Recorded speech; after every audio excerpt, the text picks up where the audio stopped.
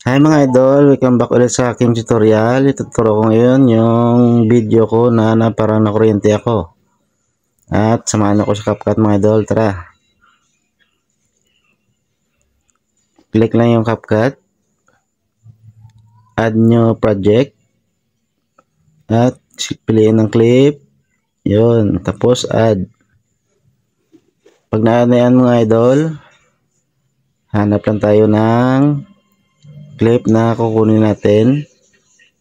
At yung iba, i-delete na natin yan. Yan. Hanap lang tayo ng clip mga idol. Yung parang sinubo natin yung wire ng kuryente. Split. At i-delete yung sa unahan.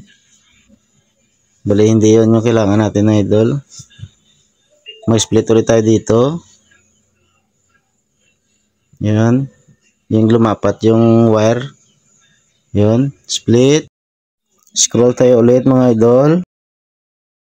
Kasi hanap tayo ng yung parang pumikit na yung mata natin. Yan. Play lang natin. Dito na. Yun. Yung pumikit tayo mga idol. Yan yung kunin natin. Yun. Yan. Yan. Tap ang split. Tapos delete yung sa gitna. Bali dalawang clip na lang yung natira.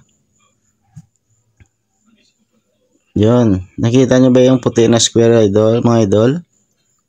I-tap natin yan. Yung puting square, yun. Sa pagitan ng dalawang clip. Yun. Para lumabas yung mga effects. Tapos select yung pull in. At adjust natin yung speed sa 0.1 lang seconds. Adjust lang mga idol sa pinaka mabilis. Tapos top check kung okay na. Pili lang natin konti. Yun. Ganda ng transition niya. At hanapin natin ang aspect ratio. Click yung 9:16. Tapos top check. At yung resolution natin of yung Ultra HD. Dapat naka 1080p. Sagad na yung frame rate at cold rate. Tapos export. Okay na mga idol. May pang reels na tayo. Salamat sa suporta mga idol. Thank you. Hanggang sa muli.